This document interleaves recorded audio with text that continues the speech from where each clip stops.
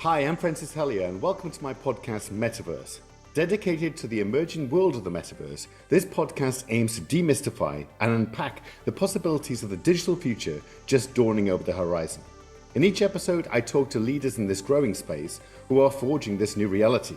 From innovators in AR and VR, to futurists in crypto and space travel, and forecasters in business and tech. Together we'll ask the question, what's next?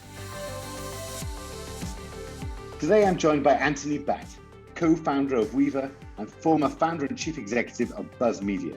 Anthony Batt describes himself as a serial entrepreneur with years of experience as a software engineer, product designer, and enthusiast for making innovative products. In 2004, Anthony founded Buzz Media, an early photo sharing community that pioneered social media. Buzz Media created and purchased 45 acclaimed media brands, such as BuzzNet, Spin, Just Jared, CelebBuzz, and many more. Its software platform and marketing strategy started the modern internet influencer, launching with social media stars like Kim and Khloe Kardashian and Jeffree Star. Anthony is most recently the founder of Weaver, a leading interactive software company that produces top-of-the-range virtual worlds, pushing the boundaries both technologically and artificially. Their first original production, The Blue, is an award-winning immersive experience, recognized as one of the most iconic VR titles to date, earning collaborations with the Natural History Museum of Los Angeles, the Scripps Institute of Oceanography, and many more. At the forefront of the metaverse ecosystem, Weaver is developing a cloud software platform, Weaver Virtual Studio, which will enable 3D artists to easily make and share 3D projects and participate directly in the co-creation of the future metaverse. Anthony also played a pivotal role in making the Harry Potter VR experiences in New York actually come to life. Anthony, what an incredible introduction, if I don't mind saying so myself.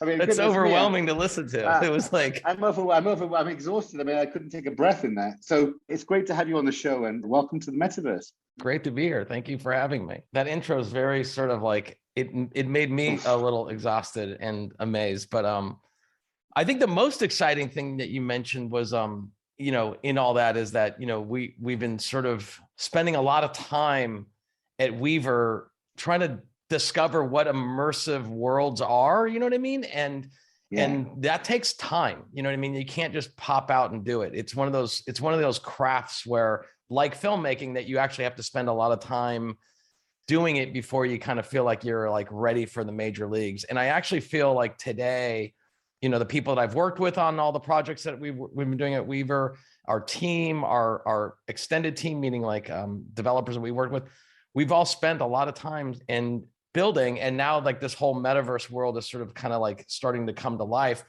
We're all really sort of like really skilled at sort of like taking it to the next level, and that's really exciting. That's what I heard in that intro is just like, we're really excited about building the metaverse. You thought you sounded cool, right? That's what it is. Well, you describe yourself as a serial entrepreneur. Have you always had an entrepreneurial spirit? Is that something that goes deep? Yeah, it really does go deep. And to me, like entrepreneurship's like it's for me, that's what they call folks like me, what we do, you know what I mean? But like really what I look for traditionally, even when I was a teenager, was like, how do I make something that requires no permission? Right? And that meant way back when I was making, zines, which are just little paper magazines that you would assemble with your mates and like Xerox copy them at night at someone's Xerox machine. And we would then have those to distribute. So like we required no permission. So it didn't need anyone's, you didn't need to get a job anywhere. You could just kind of do your art and like distribute it and boom, it's done. And I think that sort of spirit of just making stuff without permission, turns out that's what entrepreneurs do. You know what I mean? Like you don't ask for permission. You're just like, I have this idea. It's really exciting. And you kind of go and circulate it with people that fund entrepreneurs. And they go, we believe in that. That's a great idea. Like, let's go for it. And then hence you sort of like become kind of an entrepreneur. And so I really don't know how to do anything else. Like I come, like either an idea comes to me and I'm like very interested in it, I want to join that idea, or I come up with the idea myself and I go and bring other people in, and then we kind of go get funding. So hence the serial means it's just the way of life for me. You know what I mean? It just frankly is what I do. You got a wealth of experience in software engineering and product design. Was the experience beneficial to your business ventures? And if so, why? So the thing is like when you look at like what I call permissionless media, like if you wanted to put something on a movie screen or a television screen, it really required, or even like a record, like you wanted to make a record, like it really required you asking permission from many people, many gatekeepers to sort of say, hey, I want to make a TV show, or I want to make a record, I want to make all this stuff. You needed to ask a lot of people for permission. And it turned out that the computer screen, you needed no permission. Like you had the computer, you drew your image on the computer using Mac Paint, or you wrote some code and you made something happen. It required no permission. So what happened was, for me early on, having early Macintosh in my life as a teenager, I was just like, I'd put this on my screen and my friends would come over and look at the screen and be like, oh, that's cool. And like, then we made a video game. And then so it was just sort of like the way to get something put on a screen that required the least amount of permission. Turned out that you had to become a programmer, right? And so programming and doing stuff with technology provided me that sort of reward. Therefore, I did more of it, which then, therefore, I became fluent with technology code. And then, along came 1993, 94, the early World Wide Web came out. And for a lot of people that aren't looking at webs, at screens in 93, the World Wide Web was not wasn't a per se a browser, like as you know it now. Like we're actually communicating through a browser, which is quite amazing if you think about it. But it was actually text links. So like you would see the word world with W capitalized wide web, and you would actually cursor down and tap it, and there'd be a list of links, but they were text links. And so the browser started to kind of come to fruition in like 94, 95 with Netscape. But prior to that, it was just text links.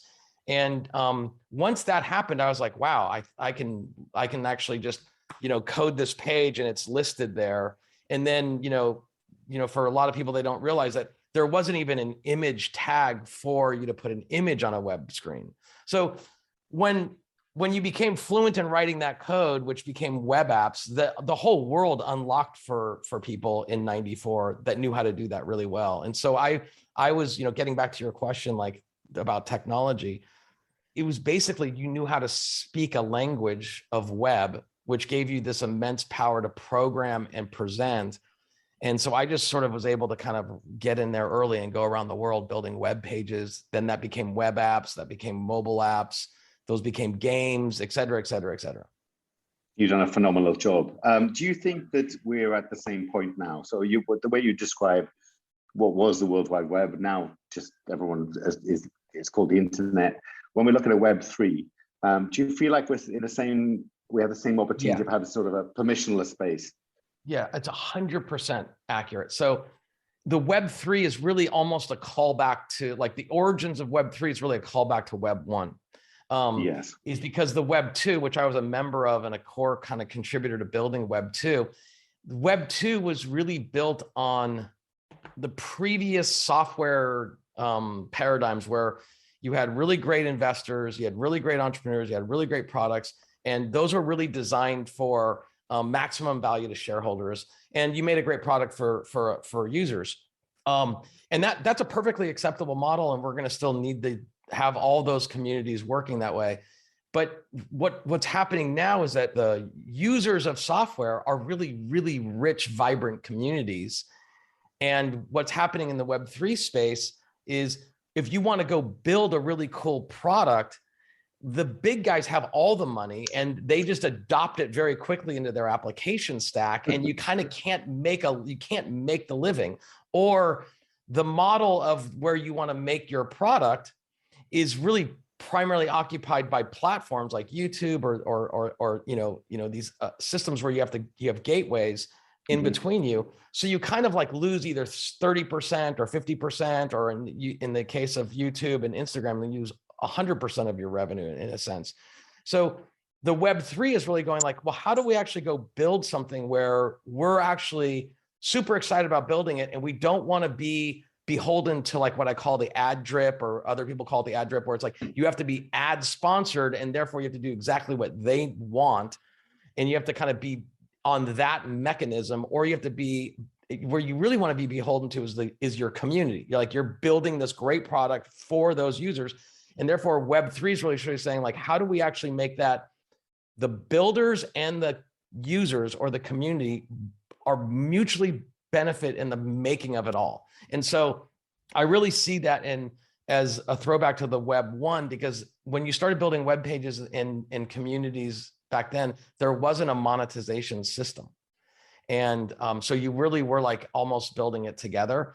And then the open source community was also really a key driver to what's happening in Web 1, and it happened in Web 2, but the value extraction in Web 2 never trickled down into all the open source developers. So you kind of see this new version where it's like, hey, we're building this product, we're using open source software, we're going to open source it, and we're going to actually have some sort of tokenization of this community so that we can build it. And you can see how that influences the metaverse, because it's like the metaverse are like really vibrant, rich, sometimes and often three-dimensional places, and everyone should be an owner and an operator and contributor to it. And some are greater, some are less than, but even if you're a hyper community user, you're valuable to the system, you're essential. Whereas the developer is also essential and valuable, but there shouldn't be a strict distinction, and the reward system should be rewarding all, you know what I mean? And right now Web 2 doesn't really do that. It just rewards one class of people, the entrepreneur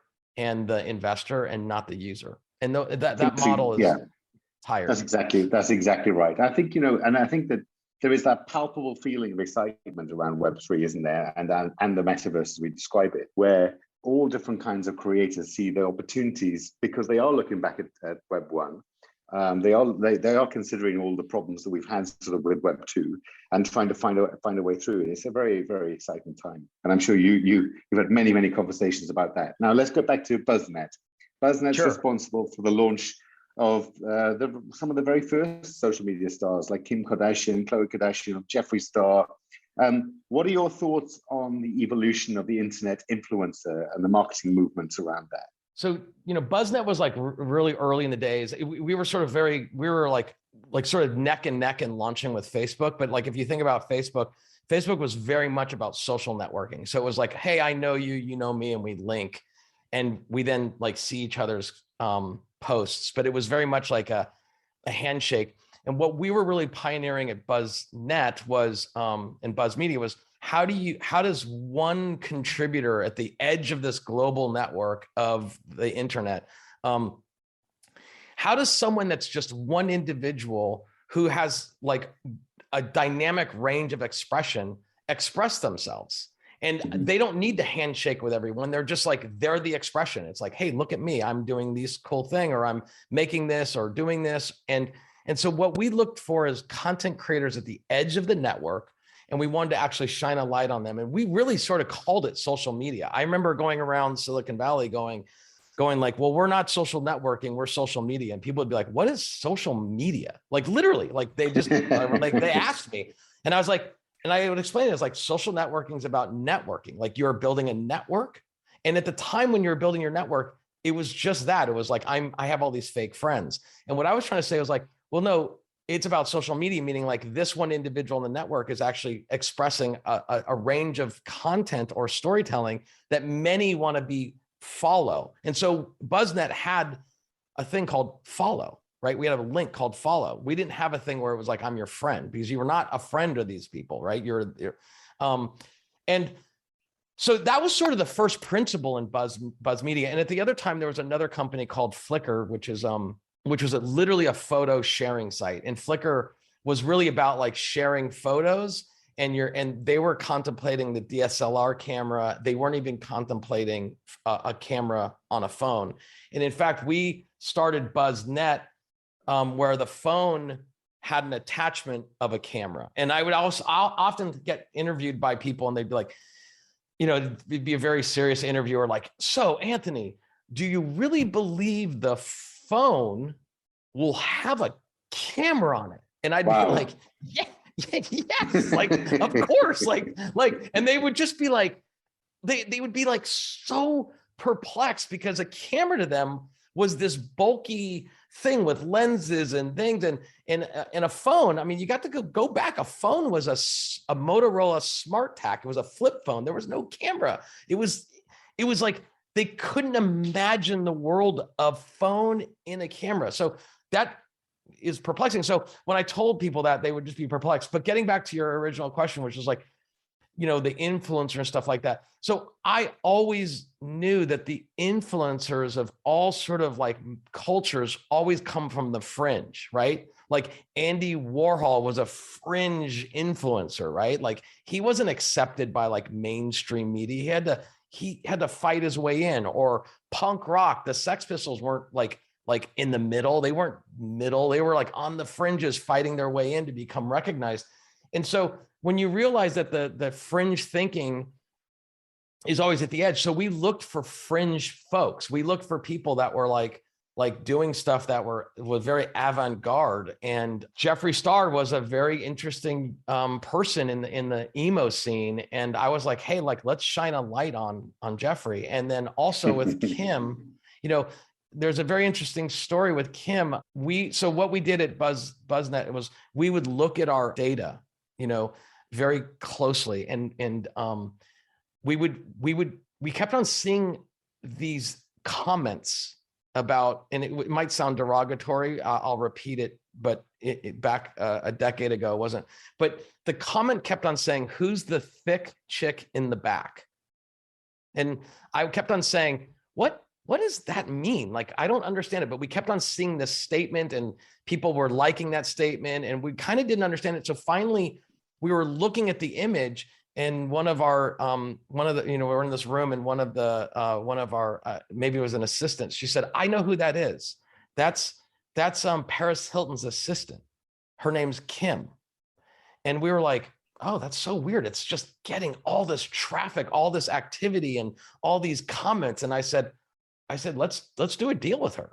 Like we didn't know who she was. She was literally just some Paris's assistant. And so what happened was I had a department in my company that would go and find it. So we have data, like data tells us a story, right? We would see velocity on an image and we would then look at that image and find out who's in that image. Why is that image getting popular? And then what we did is we did a deal. And then we met when we met with Kim was, I think, a teenager at the time. So I think she was under 18. And so we ended up talking to her mom and we were like, hey, we want to put a blog together. We're going to call it Kim Kardashian. And she was like, well, why don't you do All the Sisters? And that was a cool story. We made a lot of money. You made history. Yeah.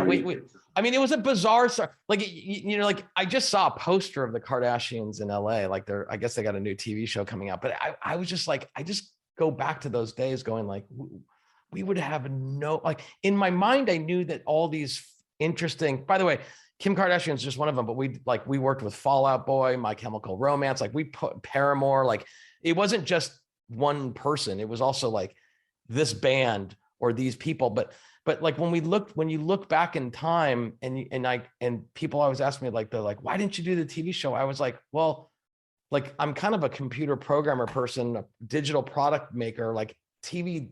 I don't do TV, right? Like, so it didn't occur to me. And even though I was generating a lot of ad revenue on early Kim pages and also like Chloe, Britney Spears, like we did so many, it didn't occur to me that it would be a television show. So really hats off to the Kardashian family and the people that make those TV shows, because they really took someone that was a social media person and really said, no, we're going to make it this pop culture center stage.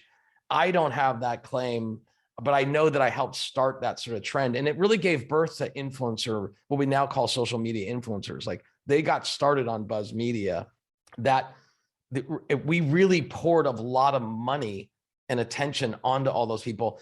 But kind of the takeaway for here in the metaverse, I think is really important, is like, those were communities.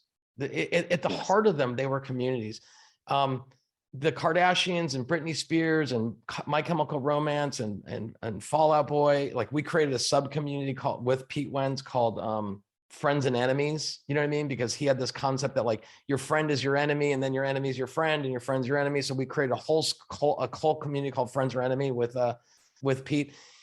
Those were all scrolling communities. You scroll and you look at a photo and but those communities are going to become three-dimensional. You'll eventually stand and be inside those communities. The other thing about those communities they're always were there. So like when you went to school and you like, you came home and you turned on your computer, because mind you, they didn't have browsers on the phone back then, they were there. And more importantly, the people that were in the comments were there. That was the community.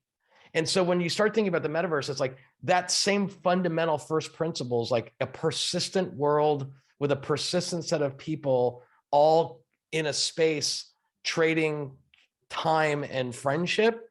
That's what's going to happen in the metaverse. So how do you think influencer marketing will work in the metaverse? It will take shapes and forms differently, but the core principle behind social media and marketing will probably persist the same way. Do you know what I mean? I think that you're kind of seeing it with sort of the NFT culture, where like there's dominant NFTs that are like that mean something.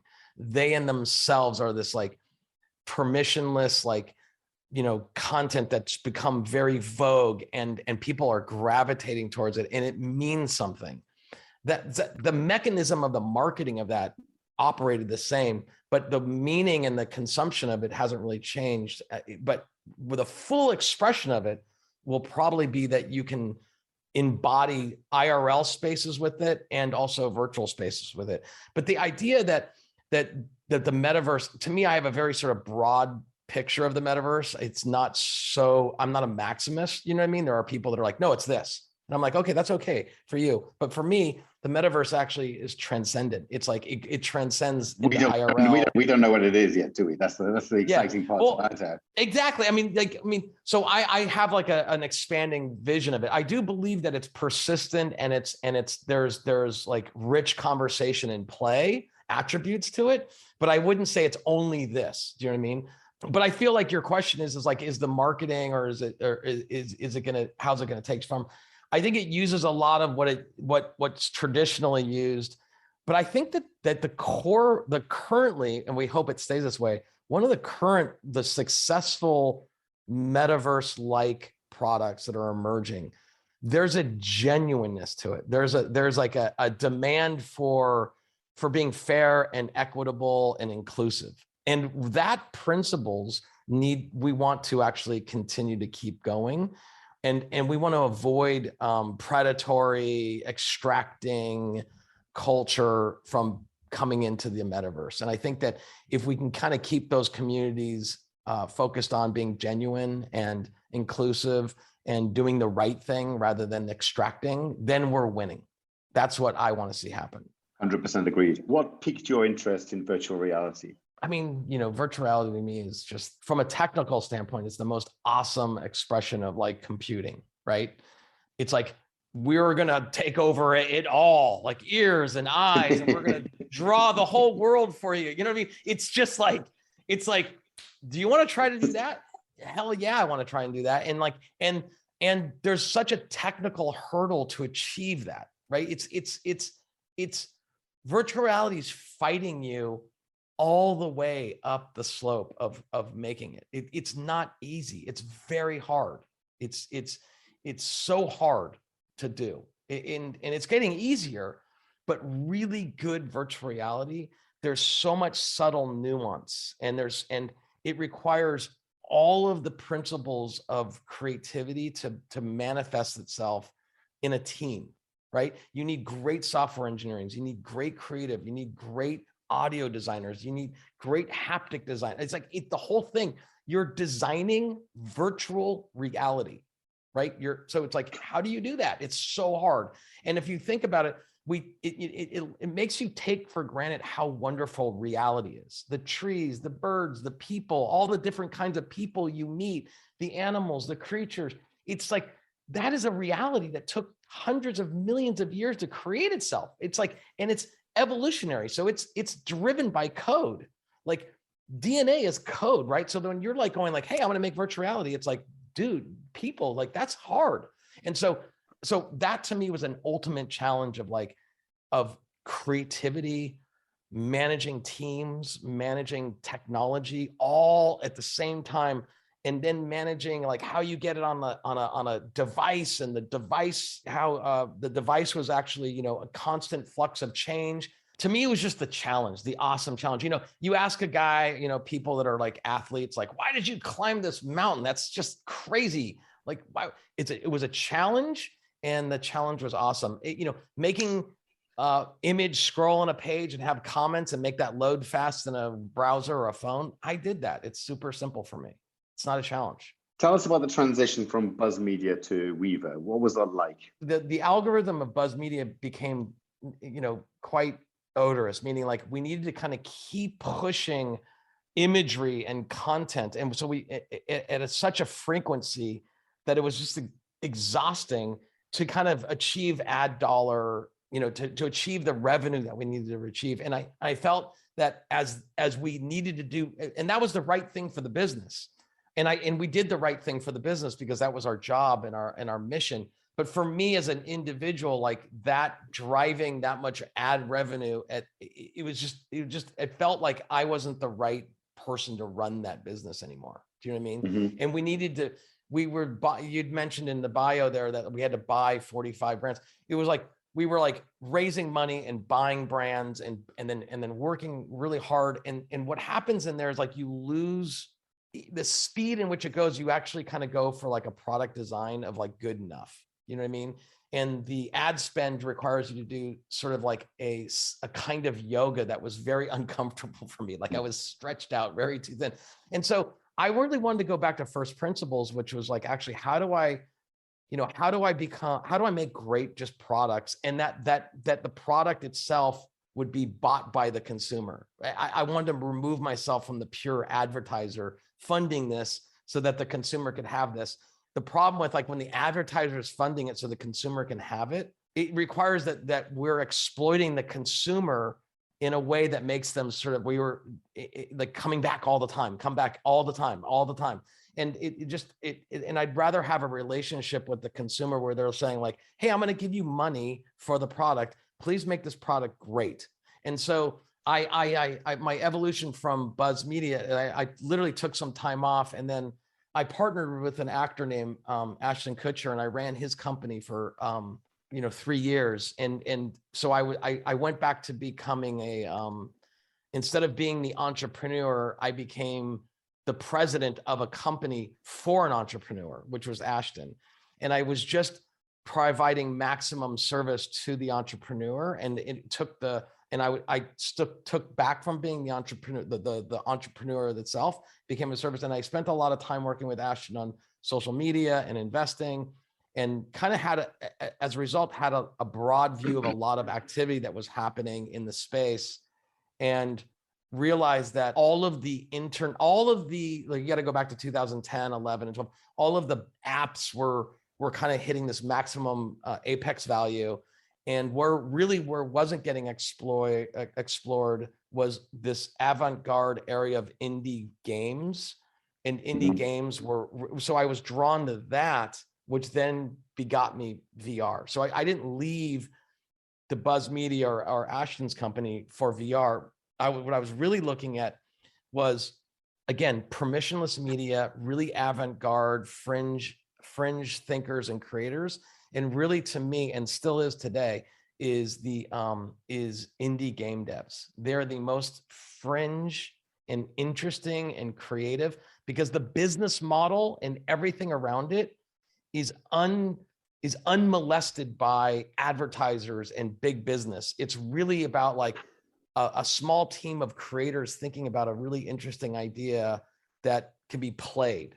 And really, that's what drew me to it. And then what happened was, at the same time I landed at Weaver with my co-founder, Neville Spiteri and Scott Yara, VR had happened. Like the DK1 got released on a Kickstarter, and we were early. Again, that was an avant-garde. Like there was a couple people down in Long Beach, like putting this stuff together. And we were really drawn to that. Like we were really drawn to like, hey, that's a really interesting group. Like what are they doing? Let's help them. Let's put some money in there, because it was it was avant-garde. It was on the fringe. It had like almost zero chance of success. Like, you know what I mean? And so I'm drawn to that because really that's where the coolest stuff is. That's where the most rarest, interestingest entrepreneurs in the world are. And we just went in there and then we were like, hey, let's start making content for the VR thing. And then my colleagues at Weaver, we started doing the Blue, and that just kind of let us go down the line and make all this kind of cool stuff. So to answer your question more succinctly, I really wanted to get into a business model where we sold directly to the customer and we didn't have to have advertisers in between us and the customer. Talking about something that's not avant-garde, you were entrusted with what is one of, I'm sure, Warner Brothers' most iconic properties to create the Harry Potter experiences, Wizards Take Flight and Chaos at Hogwarts. Tell us about what that was like, and then we're going to talk about the Blue. That was an amazing journey, right? That was so exciting. And I'm still sort of like, just like, I'm still kind of working on it with Warner Brothers and JK's team, but it was kind of one of those experiences where the story that, you know, I had relationships working at Warner Brothers. In particular, there was a fellow named Peter Giardi that was running this group inside of Warner Brothers called the Blue Ribbon Group. And they were looking at VR, kind of going like, hey, is this a thing? You know, like, what is this thing? And since I knew them, I was like, it's definitely a thing. And you know, Warner Brothers should definitely be working in it. And so we started doing some really interesting projects, a lot with like a mix of video and interactivity. And so we worked with Peter and a group inside of Warner Brothers to start making a project that was like interactive video, very exploratory, very, very avant-garde. And we had a lot of internal Warner Brothers success, meaning like it wasn't something that we were going to distribute, but like Warner Brothers was like, wow, that's really compelling, right? We you know, it's all about relationship building. So like one of the things is being a good entrepreneur is like you have to build good relationships and always remain honest and build great products, right? And so we did that, and we were able to sort of get the at that time Kevin Tsujihara, who was the CEO of the company, to believe in us. And there was a real and when you're working with a big company like Warner Brothers, the core thing is you actually have to have that company, a Warner Brothers, believes in creative leadership. And so myself and Neville Spiteri and then later my co-director of the Harry Potter projects, Lewis Blackcollar, we became creative partners with them, right? So that's the way the studios work. They hire directors, they hire producers, they have trust, you know, they can do it. And so that's like the first step of the journey. And they asked us like, what would you want to work on? And I was like, Harry Potter, you know, it was like, you're going to take the shot. You're like, you know, Harry Potter. And they're all like, you know, like, yeah, okay. You know, and so we did an internal, again, another internal project for Harry Potter. And it was all internal. So we built like the castle, we built wands, spell casting, you know, like you got to go in the Great Hall and light all the candelabras, you got to do. And so that took about a year. And what we did is we showed literally every executive in Warner Brothers. Like we took a sound stage on Warner Brothers lot in Burbank.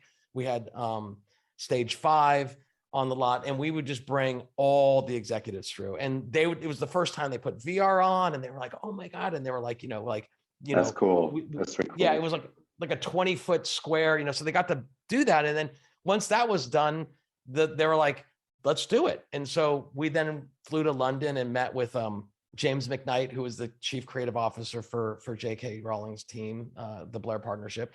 We explained what we wanted to do, and they kind of gave us a little space to do it in. And then when we brought it back to them, it was just like, they were like, you nailed it. Like, it's like, you can like before. It was so awesome because we were in the offices in London, and you know, we really, so J.K. Rowling is one of the most probably iconic thinkers, writers, creative storytellers in the world. Like Agreed. It's one woman's vision. It's not like a team of people. It's one woman who created the entire world, and it's still a living world, right? You can't come in and change her world. It's a living world. And more importantly, it's owned by her fans too, right? Like you can't go in and change Dumbledore or do anything crazy. So we have this like we had to weave a way through the story where we'd never change anything and completely honor J.K. Rowling and honor her fans. And so when we got to London and we showed what we did, we were working so far removed from like core characters like Dumbledore or Hagrid or Dobby or we were like really respectful. And when we showed what we could do, they were like, you can't have Harry, but you can have Hagrid, you can have Dobby. And we were like, oh my gosh, like it was just like, it was like one of those moments where you're like, it's like, can I pull this off? Because there's so much, like, there's so many fans. Like, can we make this where the fans love it and not hate us? And so it was like really like an awesome like responsibility to manifest the world of Potter in 3-dimensional, fully rendered in interactive. And so they gave us that opportunity. And then we spent 2.5 years building it and releasing it in New York. And the fans, if I watch YouTube videos of the fans and they're always coming out just like completely like blown away, wanting more. They want more of it, not less of it. Because if you think about it, a great fan has read the books, and those draw powerful images. And then you go and see the movies, and the movies kind of let you lean back and watch one person's view of those images. But when you stand in it 3-dimensionally and come face to face with Dobby or Hagrid, and it's like size proportional, it's just transformational, right? And it's fun to see that. And we really had a great time making it. We're really excited to make more. Incredible stuff. Now let's talk about the blue. I want to know a little bit about the inspiration behind the idea of this ocean experience. It's one of the most iconic VR titles to date. Can you talk a little bit about the inception, inspiration, creation, and development process? The project of Blue. So one of our co-founders is a guy named Scott Yara, who I've worked with from really since I got started in the web. And he's always been working on this like digital life forms around the ocean. So this goes way back to the 90s. And that's been Scott Yara's sort of like personal passion project, right? And Neville Spiteri, my co-founder, so we're all three co-founders.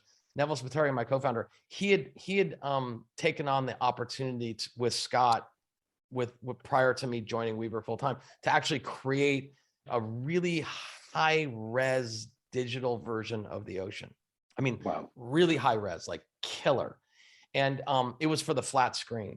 And so Weaver, Neville, Scott, they had been building this for quite a long time. And so it's a very rich world of 3-dimensional rendered fish world, water world, under ocean world that's really massively, intensely beautiful. And so what happened was that was always part of Weaver, right? And when the DK1 came out, it was just because we built it in Unity, it's only logical to kind of go like, let's put that, let's go underwater, right? It was like just sort of like a natural DNA of the company to do that. And so that's where like the blue kind of really sort of always been part of Weaver's goal, to kind of create like a digital version of the ocean and all its sea life and the beauty of it. And so we really do believe that we're going to always go and do that. And so what happened was when we had the DK1, there's kind of a sub story how we got hooked up with Valve. I'm sure you know the company Valve. They created the technology that inspired the Oculus team. And the Oculus team had one of the Valve systems in their offices in Long Beach, which is the system in which Mark Zuckerberg had saw, right? And we then subsequently became friends with Valve. And then we got us the second one that existed outside of the Valve HQ. And so we really saw how powerful the headset's going to be, like the tracking, the everything. And so we had sort of like a really early start. We had the DK1, but then we also had the Valve system in our office. And so we could really see, wow, you could really show the ocean, the water, the world underneath the ocean in vivid detail. An art team at Weaver got set up to go make the blue, which I think you're referring to as the encounter, which is the whale swims onto the boat, right? And so there's a fellow at the company, Jake Rowell, who sort of took on the mission of like, designing the whale and, leading the team to kind of create that. And For us internally, we always knew that like the word encounter was really kind of there. It's like we really talked about like looking something in the eye is really empowering, like, or really, it's kind of like, wow, right? And so the team really made this whale swim in on this boat and then like kind of like creep up on you, and it just landed at the perfect time, right? It was like it was a very short vignette. It was when everyone was getting the first DK1s and Oculuses, and it was the best. I mean, just without, I didn't make the blue, so I can say this without sort of patting myself on the back. The team made the best VR experience ever, right? And it's the gateway into the world of VR for any developer, right? You go back and you look at the blue and people are like, I want to do that. And really, when you look at it, it's just the simplicity of it. It's like you're on a boat deck underwater, and then suddenly this whale noise comes and it just swims right up to you. And it just shows you the grand scale of what you can do inside of VR, which it's the only medium you can do that on. You can't do that on a film. You can't do that on a video game console screen. It's only done in VR. And I think that's what made everyone's head just go like, oh my God. And I meet people all the time that are in VR, that are making really great products, or they're making metaverse products. And they go, that product, the Blue Encounter, made me do what I do. No, it's utterly beautiful. And I think that, yeah, it's quite inspirational as well, I think, for all the creators that are out there right now. Now, let's look forward. What are your predictions for what we describe as the metaverse in the next 15 years? I think it's, first of all, it's like unequivocally will be profoundly omnipresent in our lives in 15 years. Like I want to take off the doubting Thomases that are like, oh my God, is the metaverse going to be here? It's like, it's sort of like saying like, I got luckily they don't tune into this podcast. Yeah. So that's good news. Yeah, exactly. So everyone that's listening to this podcast that are makers of the metaverse, stay the course. It's going to happen. It's going to happen because you and we are going to make it happen. That's it, period. And you're only limited by our imagination. Again, in '94, when people asked me like, are we going to use the internet in 10 years? I mean, it's like, I was always like, yes, of course. Like, when I got asked in 2000, are cameras going to be on phones? I was like, yes, of course. Like move out of my way. Like, let's go. And so what I want to say to everyone that's listening is like, yes, the metaverse in 15 years is going to be profoundly part of our lives. And it's going to be creatively, I can't predict it because it's so creatively open for anything. For the people that say that, like, oh, it's going to be isolating or changing this, or it's going to change. Listen, it's going to have a profound change on us as human beings in the way that we communicate or feel, because we're going to be able to transport ourselves into virtual worlds where we are going to be augmented. Like not it's augmented. It's like we're in a virtual world. We're going to feel different about how we're communicating with people. I actually think that the opportunity to be trolly will diminish, because you're going to see an avatar where like you're not going to do that to that. The trolls happen because it's like I can just type these words in here and be gone. But it's like, no, I'm in this persistent world and I see this avatar. I know that avatar. That avatar is so and so. I can't troll them the same way. It will not be permitted. And so I see a world where it's like your virtual spaces will become as important as they are now in your Twitter or in your Instagram or your Telegram groups are as important to you now.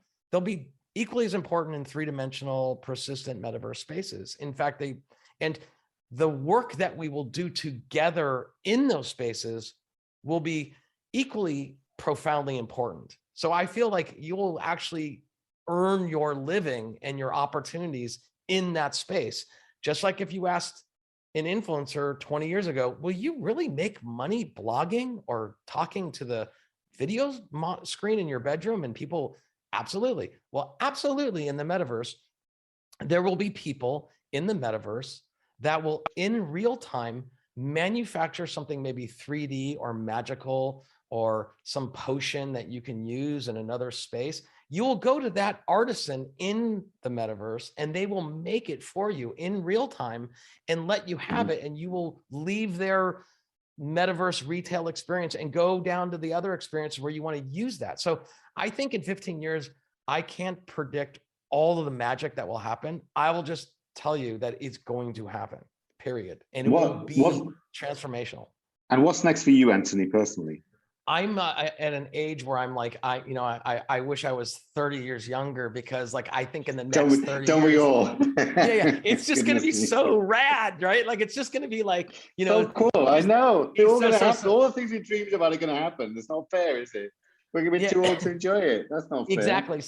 So my mission right now is to lead by example. So we're making, Weaver's making a platform called WVS, which is like really a wrapper to help teams of all sizes, small to big, to actually accelerate their ideas. So when they're using Unity or Unreal, we're sort of like, we're building a platform for them to sort of coordinate the team and make it so they can make it faster. So in a sense, where I'm trying to do is I'm actually trying to help all of whether you're 30 or 40 or 20, I want to help accelerate you and your team to make the metaverse, right? And that will come with making software to help them do that. That will come with investing in their projects. That will come with mentoring.